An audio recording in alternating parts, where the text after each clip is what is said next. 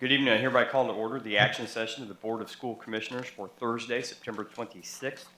The colors will be posted this evening by the junior ROTC cadets from the George Washington High School. Would everyone please stand for the posting of the colors?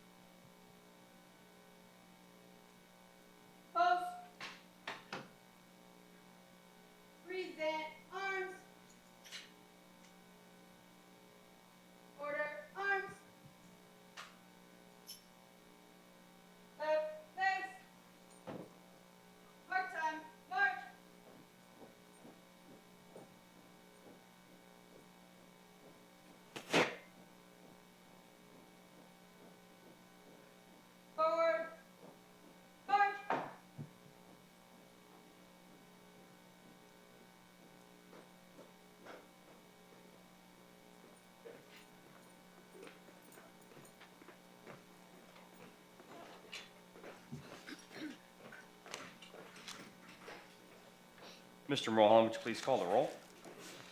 Commissioner Arnold? Here. Commissioner Collins? Here. Commissioner Hawkins? Present. Commissioner Slack? Here. Secretary Gore? Present. Vice President Moore? Here. President O'Connor? Present.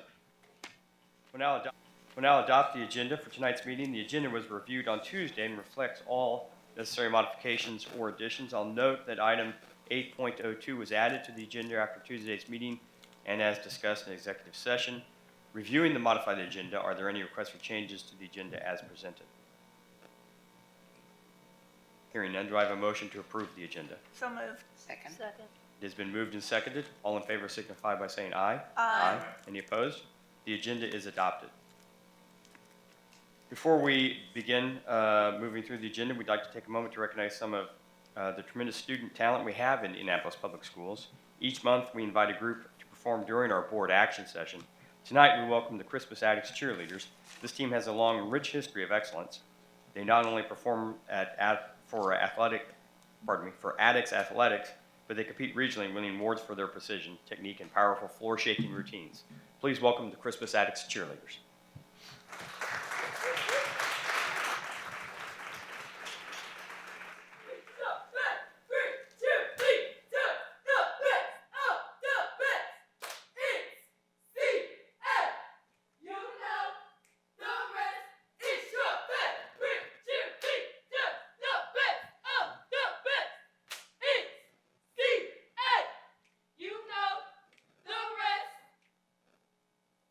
Turn it up!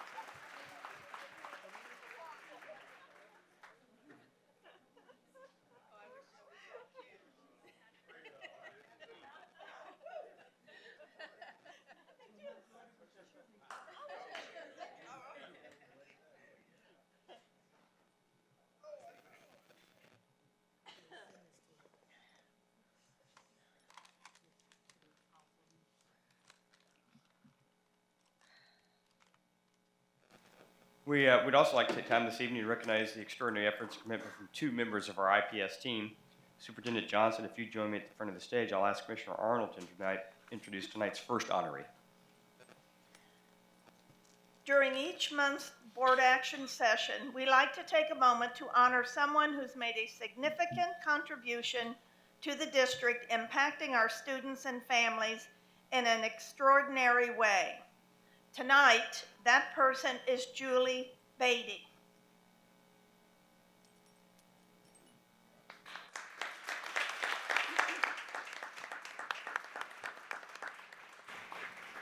Miss Beatty is a third grade teacher at Eleanor Skillen School 34.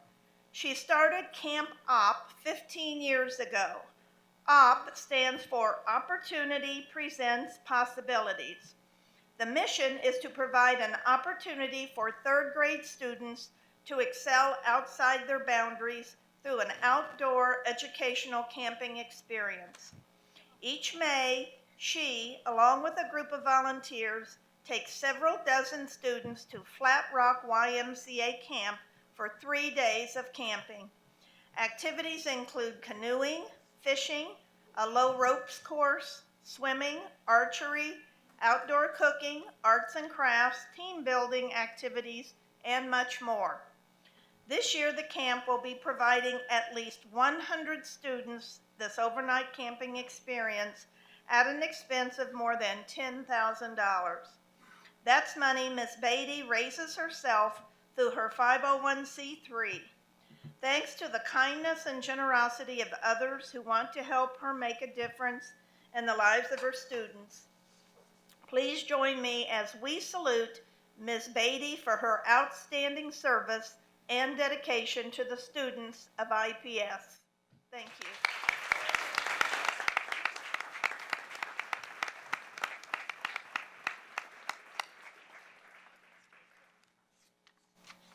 Finally tonight, we'd like to make a special recognition for a special retiree. Gue Dorf is a food services area manager and is retiring from IPS after 25 years. When he first started, he was a menu planner, training specialist and school supervisor, among other things. Over the years, he's hired more than 600 employees. One project, he says, that has brought him the greatest joy was helping to create the Bus Stop Cafe. He says the excitement this food bus generates among the students at school and community events is overwhelming. He considers himself fortunate to work with dedicated child nutrition professionals to provide IPS students the best meals and service possible. The Board of School Commissioners extends our best wishes to you, Steve, and we thank you for your service.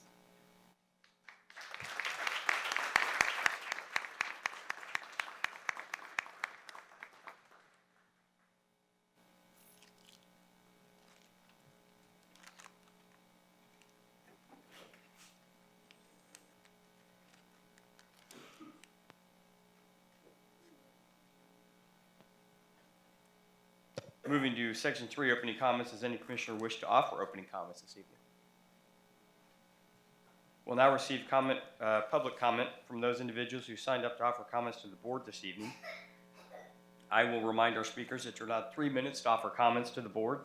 A timer will start when you begin, and I ask that you briefly conclude your remarks when you hear the timer go off. Comments should be directed to the board collectively, should not be abusive or disruptive, and should not address a topic that might be of a confidential nature or that will compromise the impartiality of this board. I'll also remind that our speakers, while the board is happy to receive your comments, we will not respond or answer any questions at this time.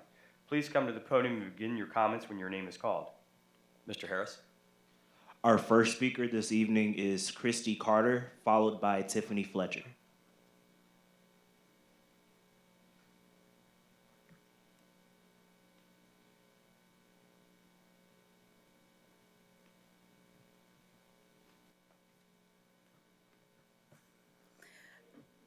Good evening, School Board of Commissioners and Superintendent Johnson. Thank you for giving me the opportunity to speak this evening. I am a parent of 2 Shortridge students and first and foremost an advocate for the education of all children. I'm here tonight to speak about the importance of the International Baccalaureate program. I do not have the time to tell you the intricacies of the IB curriculum. It is complex and very different from the norm. It takes a large quantity of time and experiences to be a well-versed instructor or administrator of IB. IB is international with an international curriculum, and it has evolved over the years, adjusting to worldly cultures, educational systems, and individual learning needs, so to provide the IB opportunity to everyone. Although IB's rigor, requirements, and instruction may not be a choice for everyone, not allowing the opportunity of such a highly regarded and research-based curriculum is a disservice to our community. IB creates lifelong learners in people no matter where you are from or career path selected. The curriculum opens doors for many, including college. It has a very good record of students not only being accepted to college, but being successful in college. If you see the Indiana State statistics of students being successful in college, it is rather appalling, and even more so for students of color. IB offers the chance to turn these statistics around. IB also provides the instruction of children that with high academic ability to be prepared to attend the most selective colleges in the world. This is extremely important for the children in our community that are highly capable yet highly dependent on their public school education to get them there. Over the years, as an urban educator, I have experienced some of the most resilient and brilliant children that have come from a history or environment that may not be the most conducive to the optimal learning when they're at school. These are children that would benefit the most from an IB Baccalaureate or International Baccalaureate program.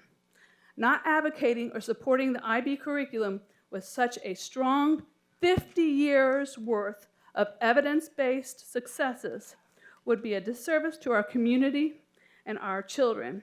It is time to spread this opportunity for everyone and not just a select few or a select community. Thank you very much.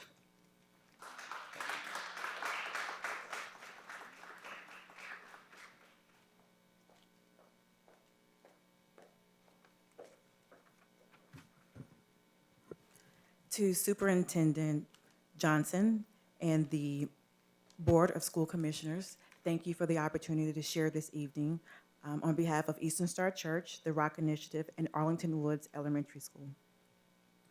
As a longstanding active member of Eastern Star Church, I consider it a privilege to serve within a ministry that understands the importance of building community through proactive and strategic partnerships. Through the Rock Initiative, renewing our community for the kingdom, sustainable resources have been implemented that not only meet community, housing, and financial literacy essentials, but also the need for high-quality education. I've had the pleasure of serving Arlington Woods Elementary School in both a personal and professional capacity. The school is full of bright, eager students who deserve an inviting, innovative learning environment that meets their unique learning abilities. As a parent of 2 IPS elementary students, I understand the importance of proactive advocacy. Every child, no matter their socioeconomic status, deserves someone to advocate on their behalf. Eastern Star Church, the Rock Initiative, is an excellent example of advocacy in action. Thank you for your time. Thank you. Up next, we have April Irvin, followed by Juanita Gordon, if present.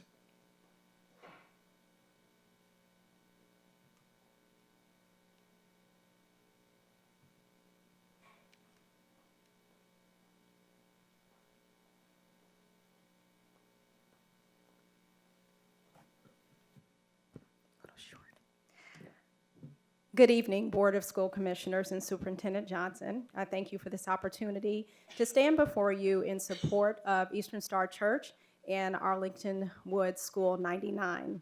I have had the blessed opportunity over the last year to serve as a founding board member with Mrs. Henderson for Arlington Woods School 99 and Sankofa School of Success.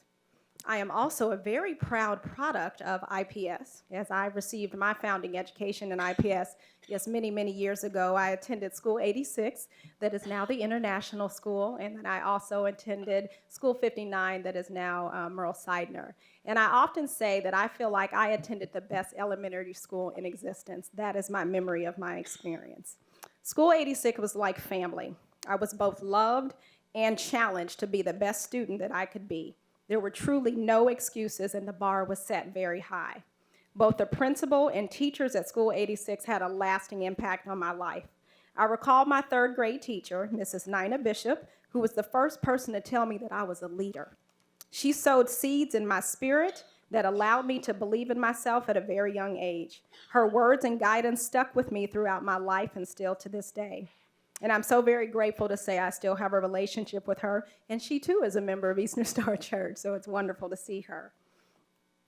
We all know that teachers matter. We all know that principals matter, and they can make a difference in a child taking the right path for their future or unfortunately going in the wrong direction. What my teachers did for me is what Mrs. Henderson, her teachers and staff, Eastern Star, and our community are working to do for the young people at Arlington Woods School 99.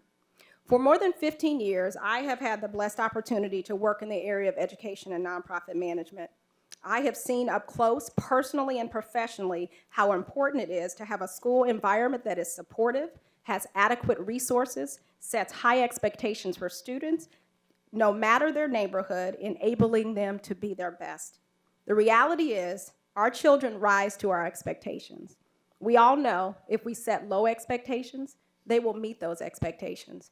However, we also know that if we set high expectations, they will meet those expectations and prayerfully exceed those expectations. The expectations that my teachers set for me are the same expectations being set at Arlington Woods School 99. These students have unique needs that we are looking to meet on an everyday basis. And that is why I'm an advocate of the work that Mrs. Henderson and her team are doing at that school. And that is also why I celebrate all of us in recognizing that we must raise the expectations of our students, no matter their school community, and the work that we are doing in the 46218 community. And I am happy to say that I'm fully supportive of that work and committed to making a difference in those children's lives. Thank you.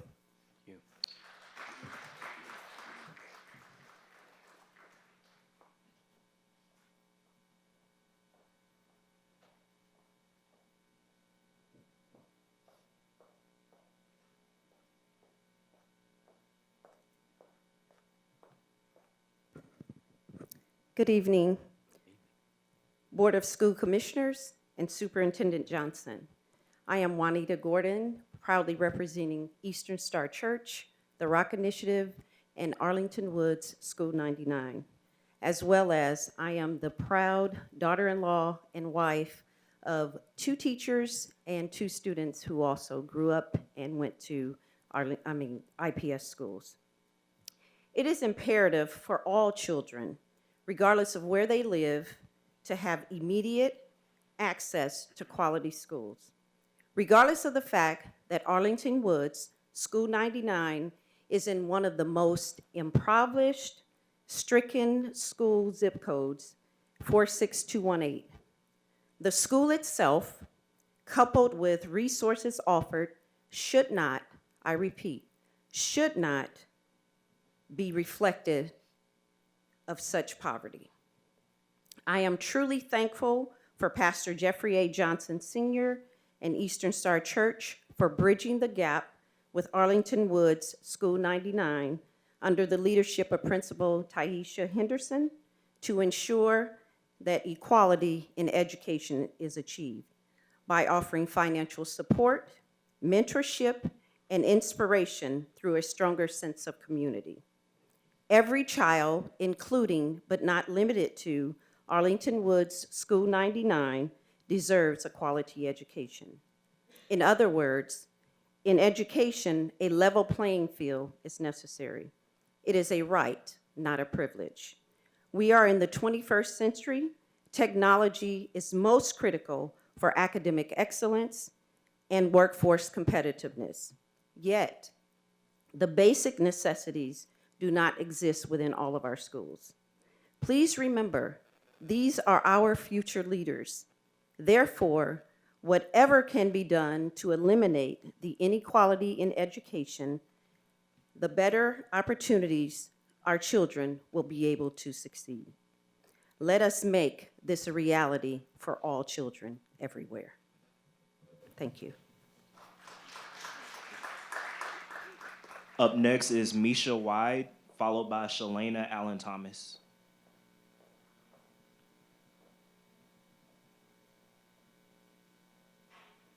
Keisha Ross.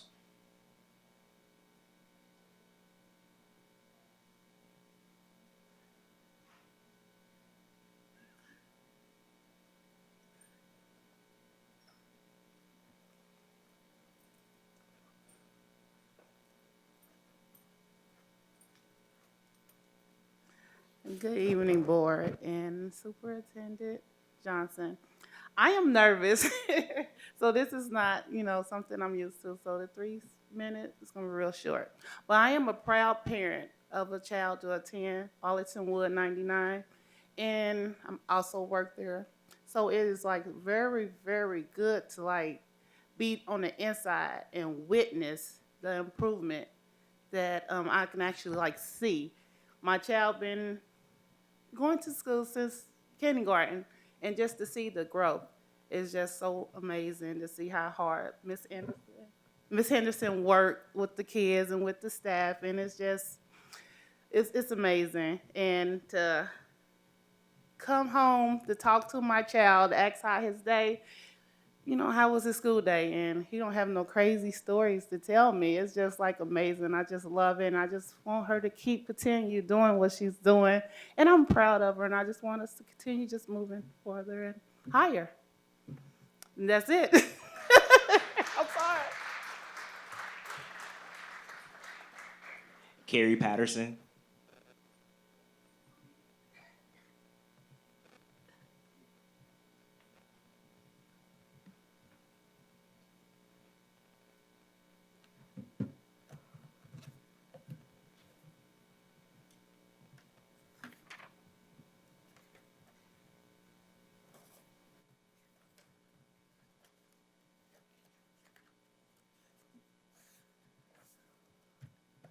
Hi, good evening.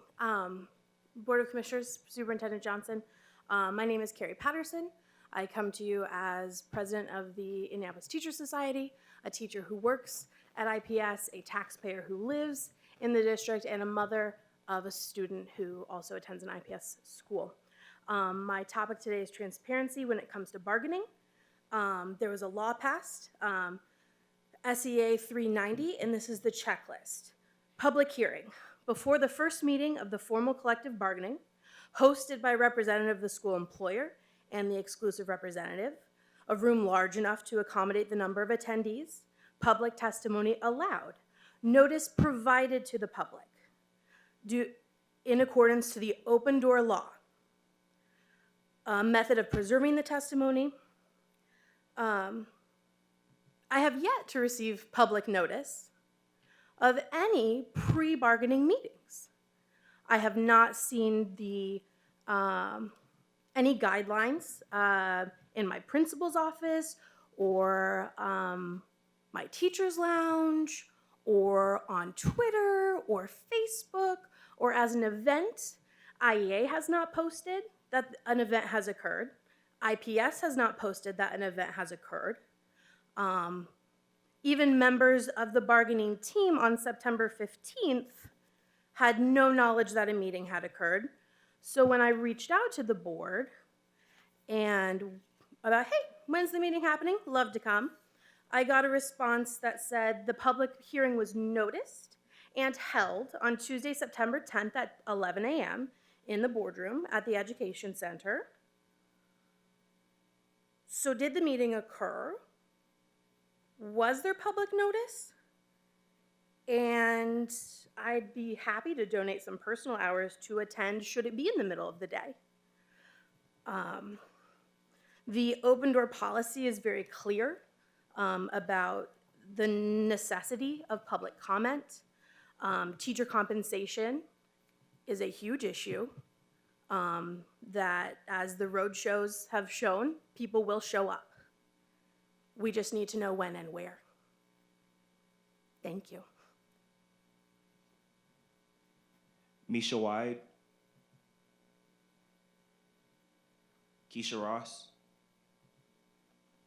That concludes public comment for this evening. Thank you. Having received opening comments from the board, we'll now proceed to the from the board and the public, we'll now proceed to the consent agenda. The items included on the consent agenda were reviewed at our agenda review session on Tuesday and reflect all necessary modifications. Are there any questions or requests to remove an item from the consent agenda? Hearing none, do I have a motion to approve the consent agenda as presented? So moved. Second. It's been moved and seconded. All those in favor signify by saying aye. Aye. Any opposed? The motion carries. There are no board reports this evening, so I'll now turn the agenda over to Superintendent Johnson. Thank you, President O'Connor. There are 3 superintendent reports to be presented this month, items 6.01, 6.02, and 6.03. The first item, item 6.01, was presented on Tuesday by Principal Ron Smith as he shared some highlights happening at the Butler Lab School 60. So we're very thankful that he was able to be with us and share on some of the great things happening at his school. The second item, item 6.02, is an overview of our beginning of year facts and figures for the 1920 school year that we presented annually in September. And so I will be happy to walk the board through that at this time. Scott, can you grab me the clicker, please?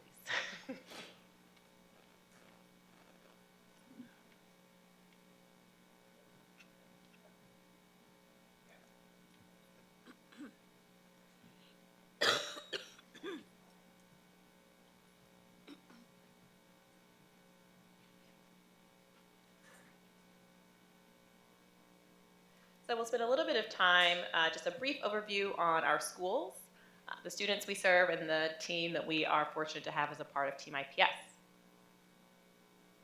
First, we're very fortunate as our district to serve students in 115 different unique programs and schools across the district.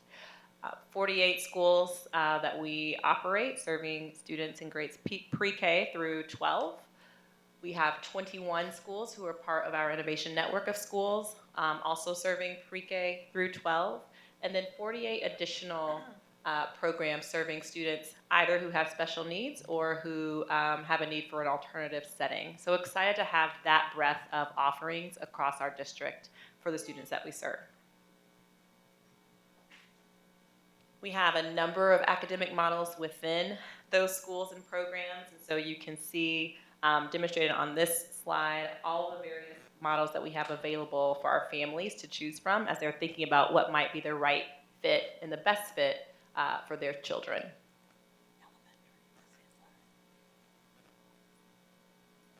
We also have a number of different programs and strategies and structures within our schools, particularly as it relates to support for schools to accelerate academic achievement or teacher leadership. So we have 13 schools who operate within opportunity culture.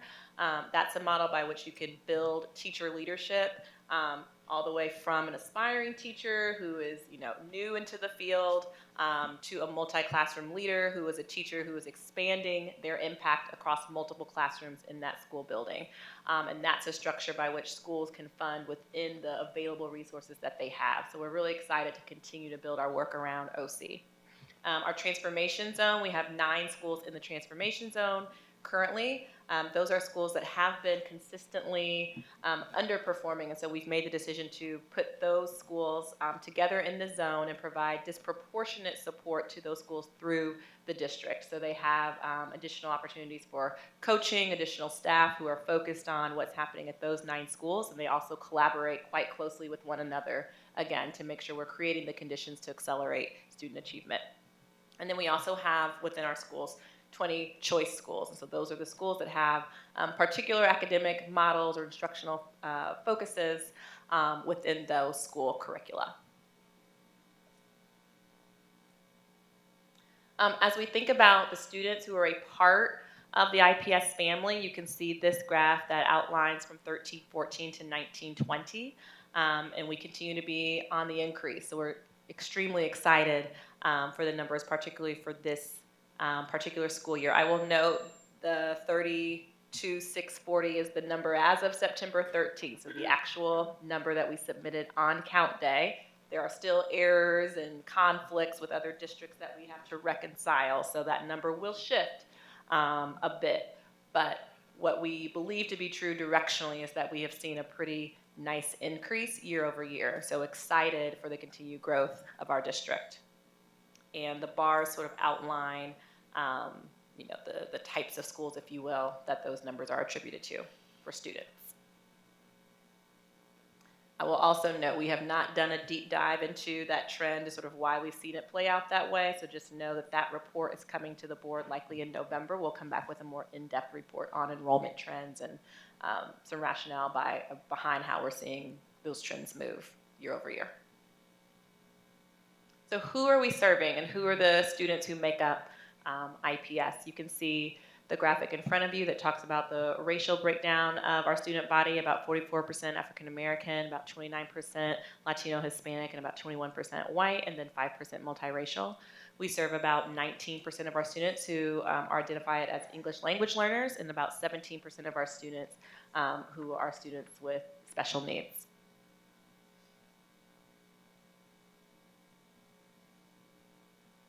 And then when we think about our team, many of whom are in the audience this evening, we have about 2,100 teachers and certified staff members, 1,583 staff who are a part of our classified team, for a total of nearly 3,700 employees, making us one of the largest employers in the city of Indianapolis. One thing that we want to note as it relates to our talent pipeline that we're very excited about as we continue to grow teacher leaders in the district. We continue to grow the applicants who are applying to be a part of our team, and really excited that this year we had 30% of our new hires identify as a person of color. So as we think about the students that we serve, we want to make sure we are also hiring and retaining teachers and staff who are mirrors of the students who we serve in IPS. So I will stop there. I'm happy to entertain questions and also have the team who can answer questions as well.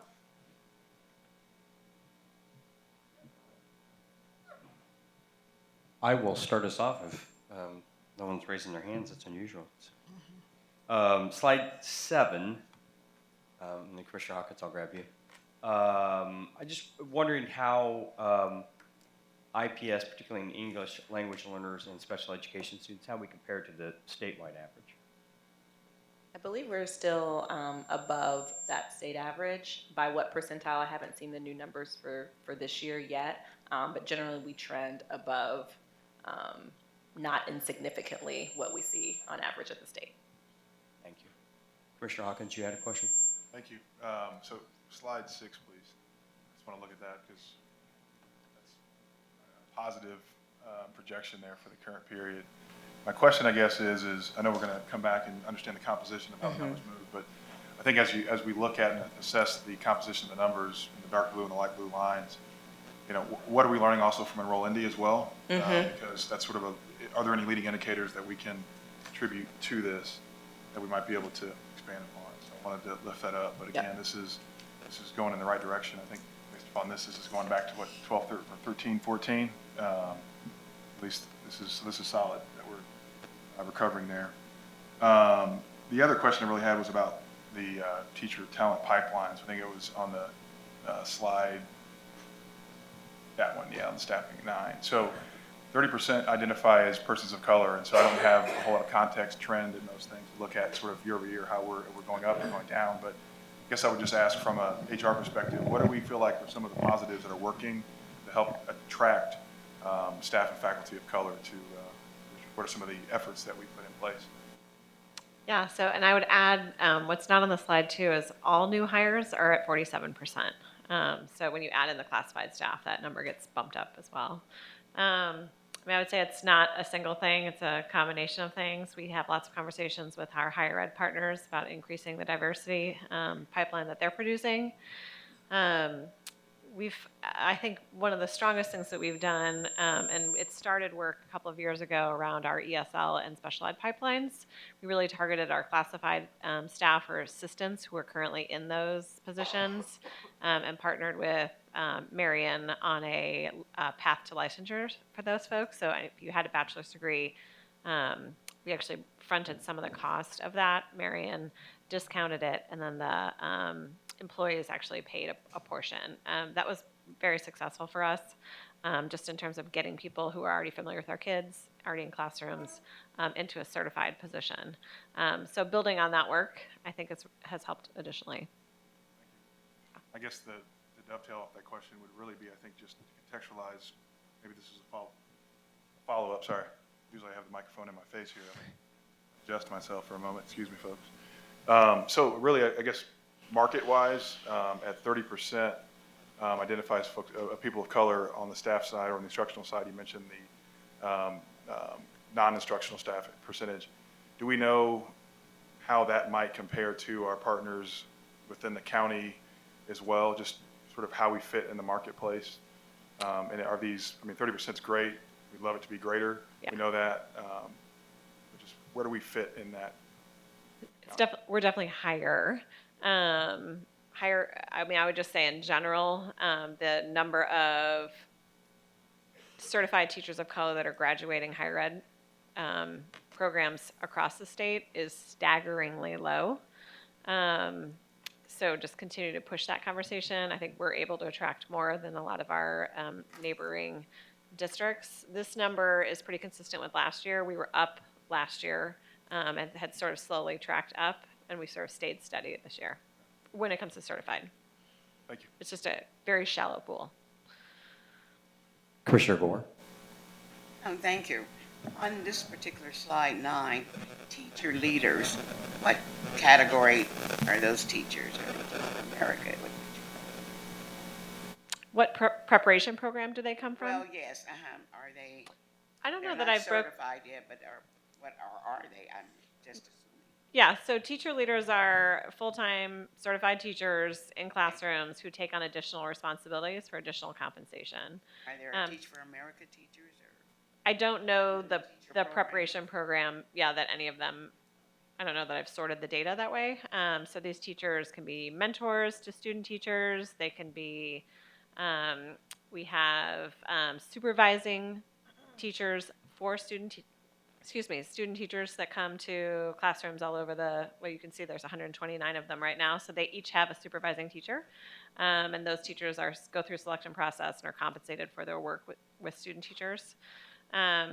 We have teachers that help with our evaluation process, training other teachers, coaching them, and communicating sort of district timeline stuff. We have teachers who help with recruitment. So there's we've created lots of different roles over the past few years for teachers to step up, whether it's through a district role or a school-based role. And then we provide professional development around their own leadership development. on slide 4, I was looking at the programs, and it was one that I wasn't familiar with. That is the PDEA. So PDEA is at Ernie Pyle School 90, and that's a method that leverages a lot of sort of Socratic discussion and seminar at the school. So that school just became PDEA certified last school year. And we're happy to have you visit if you would like to see it in action. Yeah. And on slide 7, again, very proud of the fact that our enrollment is up. Do we know, based on even Enroll Indy, are students coming back to us, or do we know kind of where those students are? I don't think we have that yet. Yeah, we're still gathering that data for this school year, particularly since we're still reconciling some of those conflicts and those types of things. So I want to be a little more definitive when I speak to that, but we'll come back to the board with that in November. Thank you. Commissioner Collins? And this might be it seems to be out of the range, but I just wonder when you were talking about, Mindy, when you were talking about the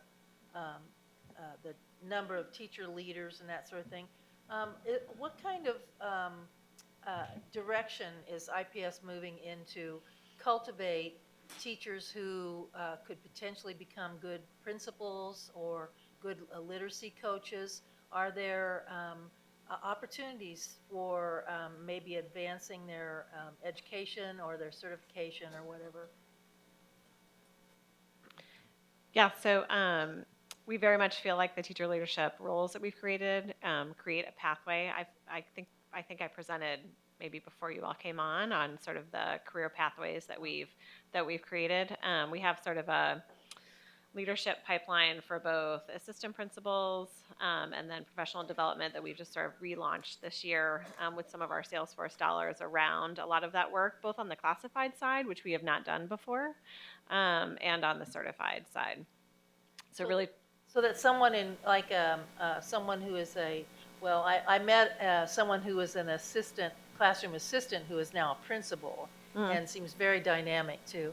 But someone coming out of the classified stream could be moving into a certified position. yeah, definitely. That's part of, I think, one of our strongest pipelines just for teachers, especially in this day and age where we have such a hard teacher shortage in certain areas. So we've really been able to pull special education assistants specifically and ESL assistants who are already in our classrooms, already working with students, and put them on a pathway to licensure.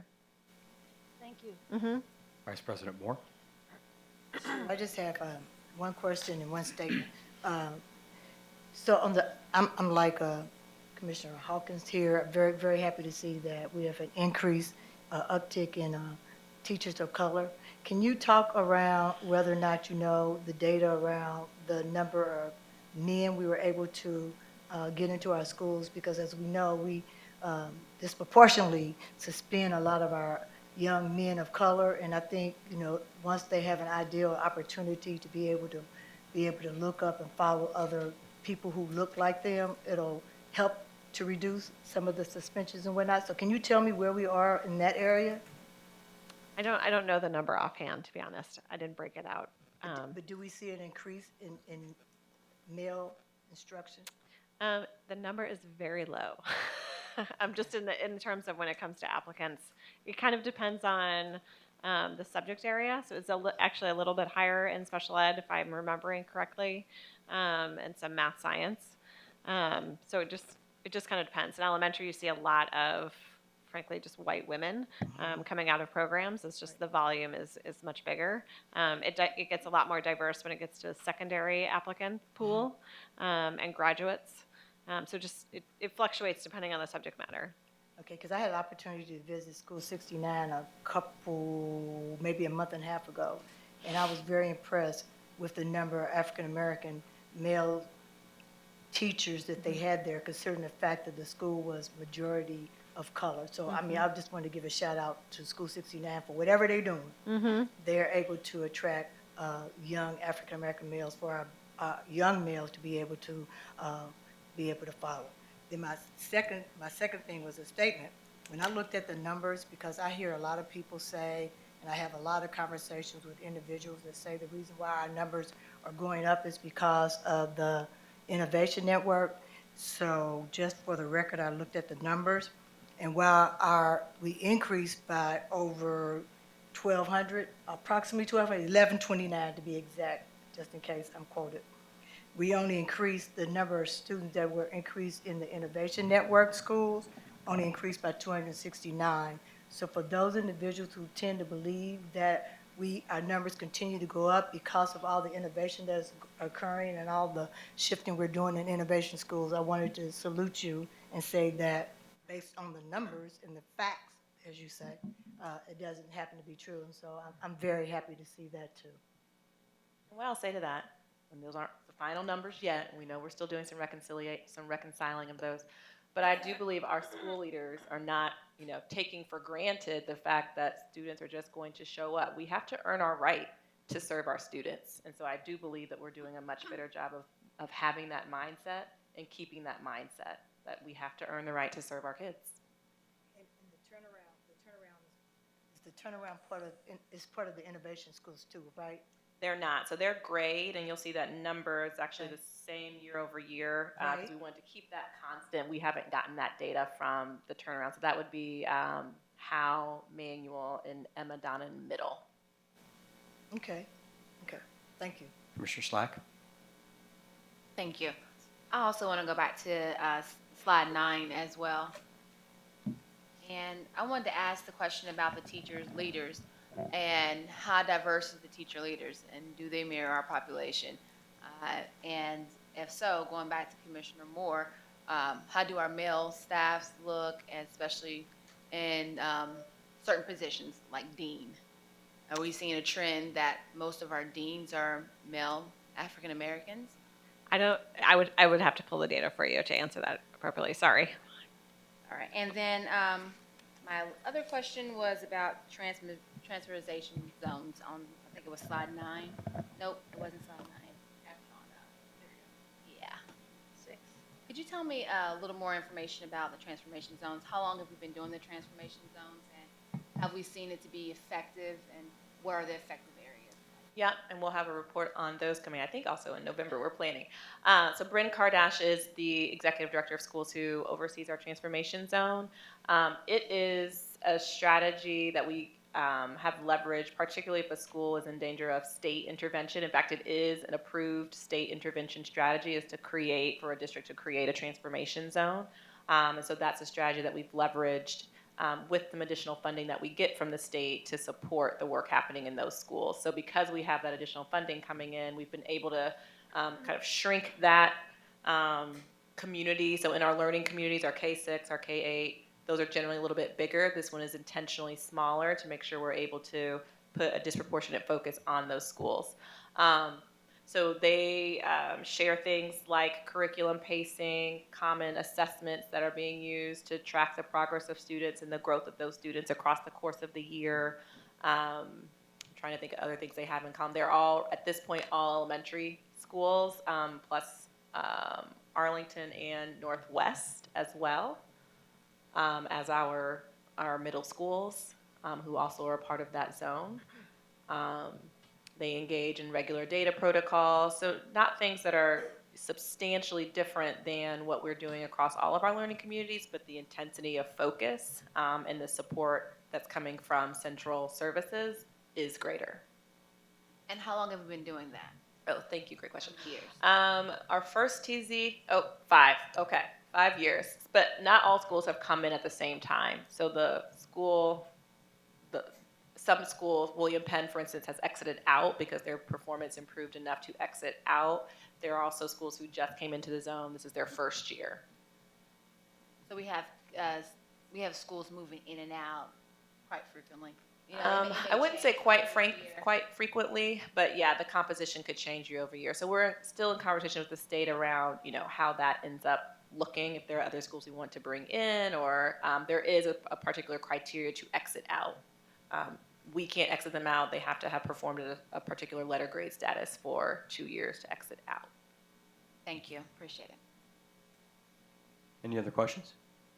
Commissioner Hawkins? Just had one question to clarify. So, By the way, can you remind me what college it was you went to? Sorry, I just checking. I would have worn my Purdue University, but should have worn it with all this. I just couldn't tell. That's all. Red here. Oh my goodness! It's actually. How's your football team doing though? I'm just kidding. Anyway, sorry. We can talk about that later. So slide 6, we have a consolidated count of the different segments of the IPS family. My question is for slides 7 and 8, maybe the data we're still flushing through the data, but is that apples to apples? So we look at like slide 8, for example, the team IPS. Is that inclusive of all IPS family certified and classified, or is that? That's IPS employees only, so that would not include our innovation network schools who are employed by those entities. Okay. And then on the demographic student data, that is also not inclusive of non-LEA schools. Okay. Thank you. Any other questions? Sorry. You brought it up, so. Okay, great, thank you. So we will move on to item 6.03, which is information to be shared and an update on the facilities optimization study, for which an RFP was recently launched by our district. So Sarah Robinson-Chin, who is our Director of Transformation, I'd like to welcome her to the podium to bring that presentation this evening. Sarah is new to our team, so happy to have her here this evening sharing with the board. Good evening, thank you. And for the record, I'm an IU alum. Good news. Thank you. Good evening. As Alicia said, I'm here this evening with you all to share some information about our facilities optimization study. This is a study that's been in the works for a while now. I know we've shared information about this work happening to you all at a couple points in the past. So I'm excited to give you all an update on where we are with this work. So I have four purposes for our meeting this evening. One is just to share with you what the purpose of the facilities optimization study is. The second is just to give you all an overview of what this process is going to look like. Third, we're just going to walk through a timeline for what this study is going to involve and when we'll be engaging you all in this process. And fourth, we'll hold time for questions at the end, and of course to share questions with the rest of the team as necessary. So to give you all just a few highlights on what the study is and what we're going to, how this process has shaken out so far, we have released an RFP for the facilities optimization study about a week and a half ago now, and actually had a pre-proposal meeting on Tuesday of this week to meet with folks who are interested in applying. We're going to be bringing to you all a recommendation on who the partner firm would be at the November board meeting, is our expectation at this point.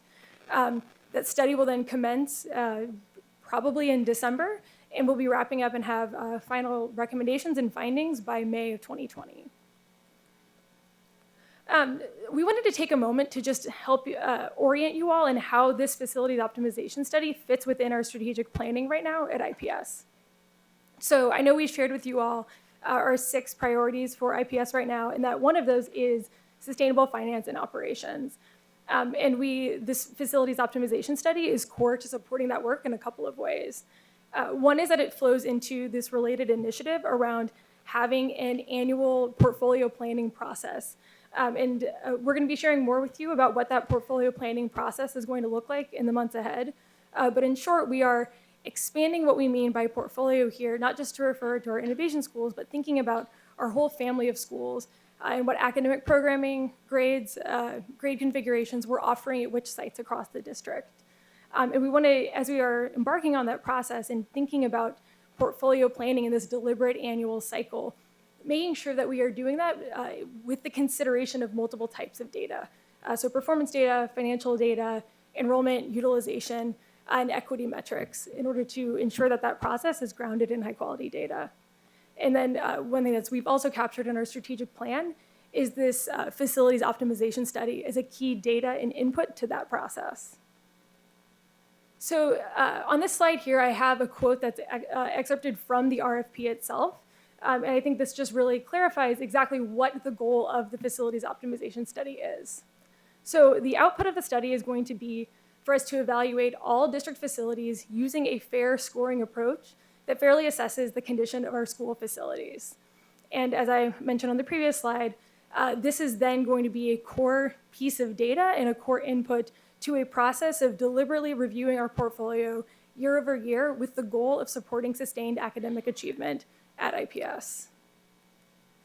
So just again, to build a little bit more on what the purpose of this study is, I want to just talk a little bit about what it is and what it isn't. So what this study is going to allow us to do, as I said, is provide this comprehensive assessment of the condition of all of our facilities and help to give recommendations to us on where we need to be investing to ensure that all of the facilities that we are educating our kids in are high quality teaching and learning spaces. What the study is not going to be, and we just want to be really proactive about communicating about this, is the data that's produced in this study is not going to be the sole or even primary criteria that we would use to make recommendations around how we're going to how we might evolve our portfolio of schools. And secondly, one thing that we took great care to do in the process of writing the RFP is making sure that we're not going to just get a set of recommendations that's going to drive unsustainable investment in our portfolio of schools. It's very important to us that we are using this process to make sure we're moving towards having a more financially and operationally sustainable portfolio of facilities. So to give you just a sense of what some of the outputs of the study are going to be, by the time that we're able to share the findings with you, hopefully in May of 2020, we're going to be able to produce, first of all, just building inspections on all of our buildings. So understanding just the condition of those facilities, things like HVAC, roof, HVAC and roofing, things that just help us understand the nature of the deferred maintenance on all of our facilities. Second of all, we're going to get a space and usage assessment. So this is what's going to allow us to understand anything about how we're using these spaces that we need to take into account as we approach portfolio planning.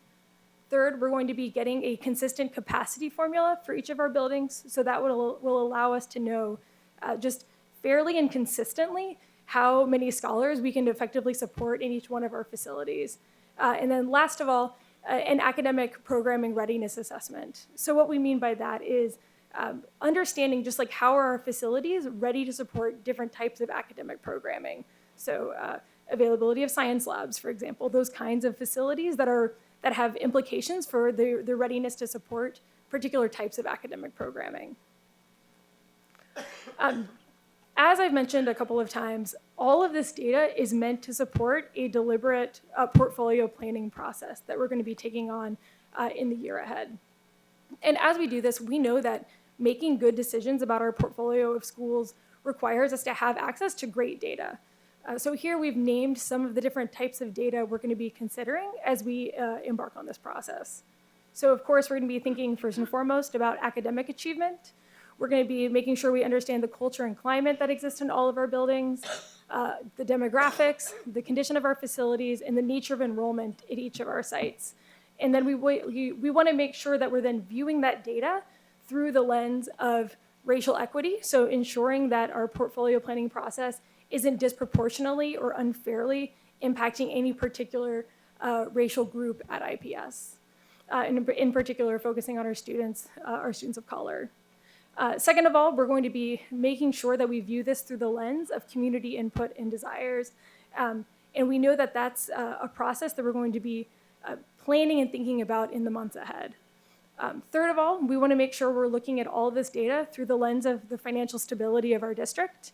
And fourth of all, we want to make sure we're really taking into account the history of all of our neighborhoods. So we are accounting for neighborhoods and how they've been impacted by these types of portfolio decisions in the past. I want to clarify here that this study is just meant to give us data around the condition of our facilities, and there will be lots of opportunities along the way to think about where we are getting data and where we're getting input that impacts all of these different other types of inputs that we'll be considering as we go through the portfolio planning process. And as a milestone, just like what the milestones are ahead of us at this point, as I've mentioned, we've now launched the Facilities Optimization Study RFP that went live about a week and a half ago. We expect we'll be bringing you a recommendation on a partner firm at the November board meeting. That study will then be kicking off in December and going through May, and then we would be ready to present the findings to you all in May of 2020.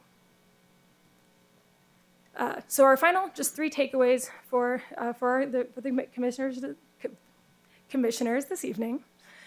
First of all, to let you all know that we've shared this already with IPS leadership. It's very important to us that we are proactive in our communication and sharing this with our school leaders. So this information went to our school leaders at the principal operations meeting last week. Additionally, we are going to be developing our community engagement plan and process in the months ahead. Exactly how we're going to be engaging the community is something that we're not super clear on yet, but is something that we're going to be gaining clarity on and considering as we embark on this work. And last of all, as I've referenced a couple of times, we are now going to be kicking off this portfolio planning process that's going to use as an input the facility optimization study outcomes. And that is a process that we're going to be bringing you more information on in the weeks ahead, and then consistently throughout the process as well. So I'm happy to pause there for any questions from you all. Commissioner Arnold. I'm just trying to get a handle on what kind of entities generally respond to this kind. Are they facilities people? Are there people that just do this kind of work, or is there enough? Tell me a little bit about what kind of organizations would you anticipate most likely respond? So actually yesterday we had our pre-proposal meeting. We had firms respond from not just from the area, but from all across the country. There are architectural design firms, there are engineers, there are demographers, there. It's really across the board on who's represented. That helps, thank you. Commissioner Hawkins. Thank you. Sarah, thanks for the presentation. And how long have you been here? It seems like maybe a few weeks, so. 2 months. Great job. Thank you. So Very far. kind. So I guess to key in, I appreciate that. I think it's important we cast a wide net for this work and find the sharpest, most sophisticated partner here for this work that pushes us. So I just want to note that I think that independence is important here, right? That we find the right partner. So glad to hear. How many, if we're able to share, how many respondents or how many prospective respondents were in the meeting yesterday or Tuesday? I think there were 17 different firms. Okay. Great. The farthest one came from, I think, Pennsylvania. Okay. But they have, they're a firm that has a national presence, and this is what they do. They have a major office in Chicago. Yeah. So this is one of their markets. Okay. And then I guess the other comment I guess I would make is really just about pace.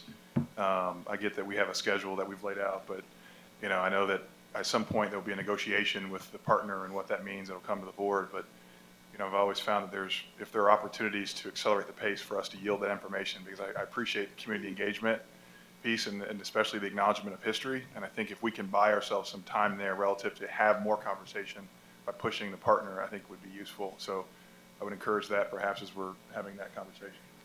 So, thank you. It's a fairly, I would say, aggressive timeline based on the amount of work that has to be done. So we heard that from the respondents, that it's all time and money, right? So the faster you want it, the more it costs. So we're weighing that and we'll weigh it even farther as we get into the process and get their proposals. And I also just wanted to note as a point of clarification, we are not expecting that May 2020 is when we would have final portfolio recommendations. That's the outcome just of this study. So. Mr. Slack. Thank you, Sarah, for your work. I appreciate you. I also want to know, when we do get everything up and going, where are we deciding to start? Are we starting all over the board? I mean, I can just see this happening, that everyone wants to be picked first. So do we have a plan on that yet?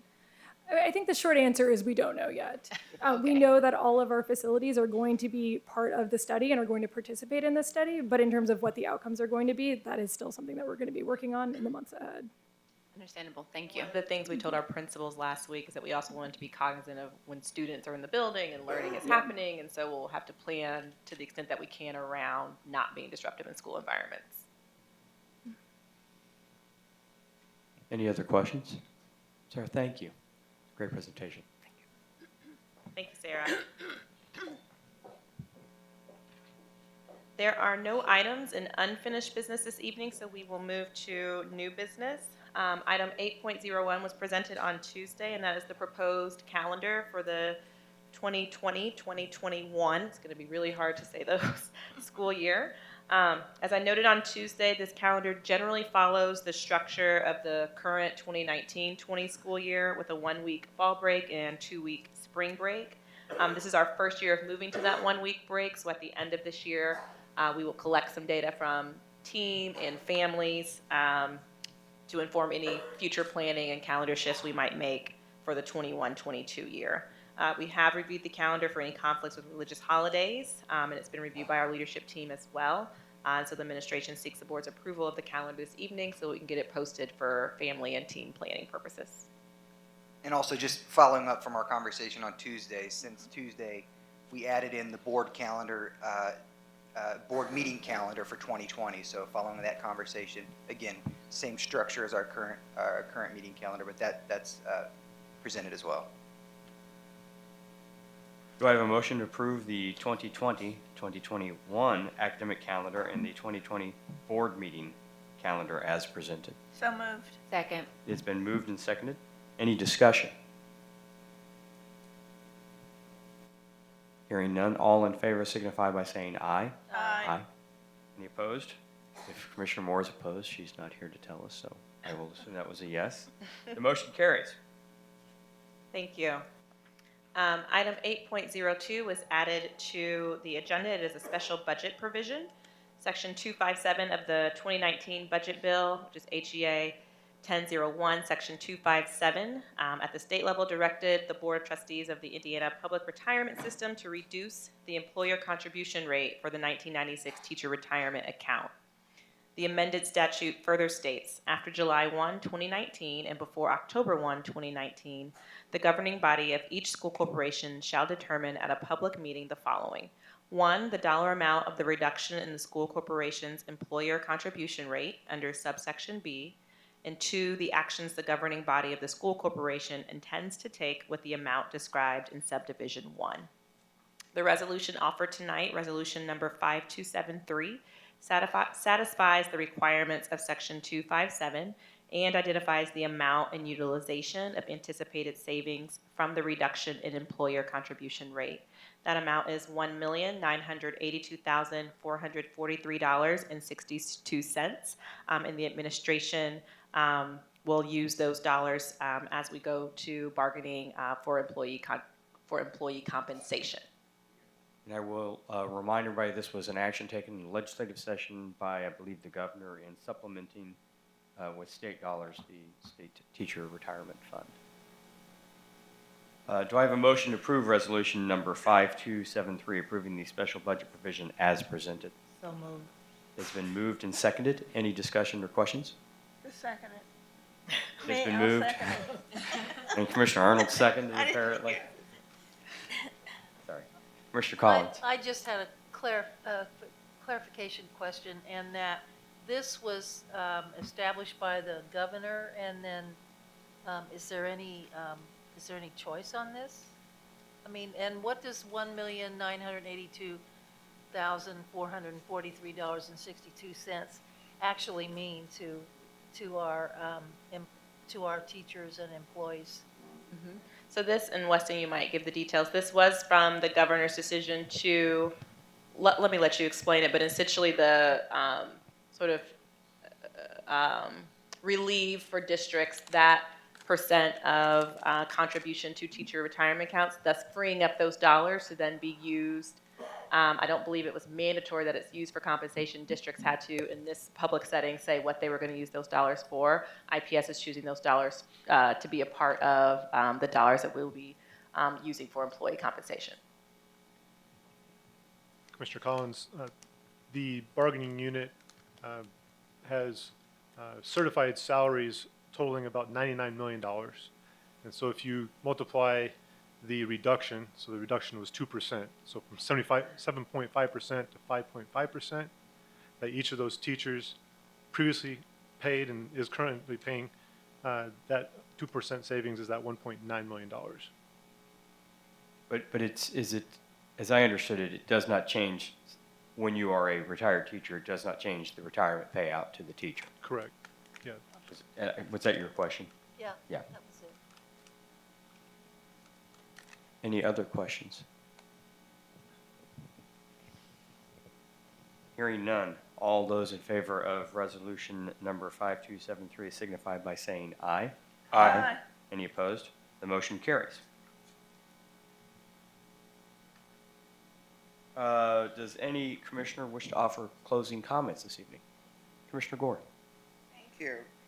Today I had the opportunity of being part of a press conference that was talking about lead in our environment and lead in our school. And I just want to let IPS family know that we were the leaders in signing a resolution that Commissioner Moore and I worked with the NAACP on support for public health and student safety through the blood and lead testing. And the main objective here is that we know that when children are exposed to lead, they can have a difficulty paying attention, learning to read, and following classroom rules. And so that's one of the things that we're doing. And the district at this point is working very hard to reach out to our parents. Basically, the district is supporting schools with the parent outreach. Family and community engagement liaisons in the school will call and share with parents information about how the test will be conducted and the importance of it to secure permission slips. And that's one of the most important things. So the district is also going to be participating in radio spots promoting the testing and will share on the social media as well. So parents, we just want you to be aware that we're just trying to do the best for the children to make sure that the lead levels in their bodies are low so that they can continue to get a quality education in the IPS system. Any other Commissioner Slack? I have a memorial to Tracy Axon. Whereas Tracy Axon served the Indianapolis Public Schools for over 28 years. Whereas her years of service contribute positively and significantly to the Indianapolis Public School students. Now therefore be it resolved by the Board of School Commissioners of the City of Indianapolis that the death of Tracy Axon be memorialized, and that the copy of this memorial be sent to the members of her family.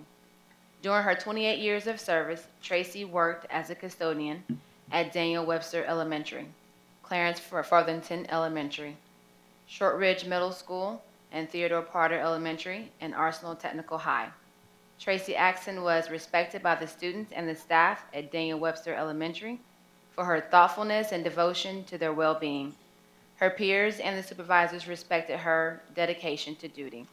She will be greatly missed by the students and staff members of Daniel Webster Elementary. Thank you.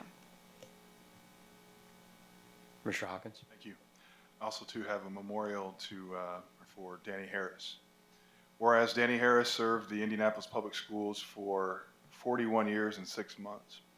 Whereas his years of service contributed positively and significantly to the Indianapolis Public School students and staff. Now, therefore, be it resolved by the Board of School Commissioners of the City of Indianapolis that the death of Danny Harris be memorialized and that a copy of this memorial be sent to the members of his family. Danny Harris worked as a custodian, truck driver, steam fitter, and then later became the group leader of the steam fitters at Indianapolis Public Schools for 41 years and 6 months with the Facility Management Department. Wow. Danny was respected by the staff at IPS for his thoughtfulness and devotion for their well-being. His peers and supervisors respected his dedication to duty. Danny also loved to cook, enjoyed doing yard work, and people would say, "You have the best yard on the block, Danny." He enjoyed spending time with his grandchildren and his wife. He will be greatly missed by the staff members of Indianapolis Public Schools. Any other comments? I just want to raise a couple things. I think it was last week I had the opportunity to participate in the fire tower dedication at Arsenal Technical High School and got to meet several of our students who participate in the program. It will be, the new tower will be a great asset, and our partnership with the Indianapolis Fire Department is significant at that location. And then also, I think later that same day, I got to participate in the Colts playground build at Anna Brockhausen, is that the Francis Parker, sorry, I get my schools mixed up. And I learned how much bigger Quentin Nelson is than me. And it is a great playground and a great asset for that school. So, and thank you for the opportunity to participate in that. And if nothing else, I'll turn the floor over to you. Thank you. First, I want to thank the board for participating in our district celebration of College Go Week in your college attire this evening. You mean the board minus one. Not going to call him out.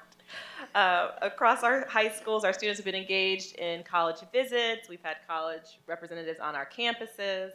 A number of our kiddos have been applying for schools this week, and so very excited that through the work of our future centers, our counselors, our principals, our teachers, that students have been engaged. I was with the seniors at George Washington today, and they were with their team walking through the process, and then we're going to actually be working on their applications today. So really exciting for the focus on our enrollment E this week in IPS. I also had the pleasure to attend JA Job Spark on Wednesday. Commissioner Collins was also there and see firsthand that experience for our students. Our 8th graders across the district attended Tuesday afternoon, where they got to spend some time and just hands-on, real-life experiences with a myriad of different career opportunities and jobs they could have. It's one of the levers we use as our 8th graders think about their high school options, so very thankful to Junior Achievement for their partnership in that work and the experience that our 8th graders were able to have. It's been a very busy time. I also today was able to go to Shortridge, where we partnered with Amp Harris, a local community leader, in launching the Making the Right Play series that he has offered to bring to IPS. And so we were at Shortridge and surprised them with IPS alum Mike Epps, who's a well-known actor and comedian who sat on a panel with us, Imani, who was a senior at Shortridge, who sat on the panel with us, and then Miles Turner, who's the starting center for the Indiana Pacers, who was also present to spend some time talking with Shortridge students about just making those right decisions, making the right play. So really excited to have our leaders, our alums, our students just to continue to come alongside us for our students to be successful. In athletics, I'm very excited. We have joined the IHSAA's Unified Flag Football League for students. So this year, Crispus Attucks and George Washington have both put together teams that will participate in that. Is a structure by which our students with special needs and students in the general education program come together to play together against other teams. So we're excited to have flag football happening this fall, and then in the spring we will have track and field. So excited for that opportunity for all of our students to be engaged in learning and playing together in new and different ways. And then finally, I just want to recognize that it is Latino Heritage Month this month through October 15th. We had staff present at the oranging of the canal this afternoon with the Indiana Latino Institute. We are very thankful to be able to serve so many Latino families as a part of our IPS community, and we're thankful for that diversity of our district that allows us to celebrate and recognize all the rich culture that we have in our district. And we remain committed to continuing to build ties to the Indianapolis Latino community. We are busy in IPS, and we are on the move. And as I always say, I think we are stronger together. So we're excited to be continuing to build those relationships across our community. And that is it. One thing I failed to mention, she's not here, but I want to thank Pat Payne. I got to spend 2 days last week in IPS's Racial Equity Institute, and it was a phenomenal experience. So thank you for making those opportunities available. Having completed our work this evening, our next meeting will be our work session on Tuesday, October 8th at 6 p.m. Having completed all the items on the agenda, this meeting stands adjourned.